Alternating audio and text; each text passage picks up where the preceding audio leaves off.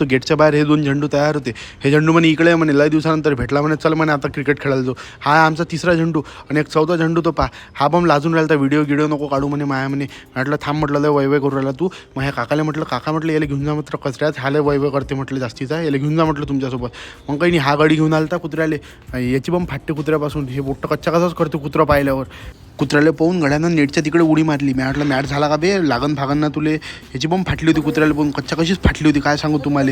आणि मी बॉम्ब खुशीत होतो काय बा मी मॅच जिंकलो म्हणून बा. हे तेवढ्यात घरी गेलो नाही तर हे दुसरे गडी आले. हे म्हणे चल म्हणे बाहेर जाऊ म्हणे, फिरून येऊ म्हणे, बोरून राहिलं म्हणे घरी म्हणे. मी म्हटलं अबे एक काम करू आपण जाऊ म्हटलं तर मामाजवळ कच्चा चिवडा खाले.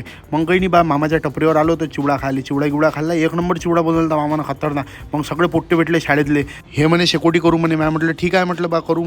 एक काम करू ना म्हटलं, घरी जाऊ मस्त ब्लँकेटमध्ये झोपू. नाही म्हणे ऐकलंच नाही पोट्टे, शेवटी केलीच शेकोटी. आणि मग काही नाही पोट्टेचे झाले तमाशे करणं चालू. हे पहा तुम्ही पाहू शकता आता.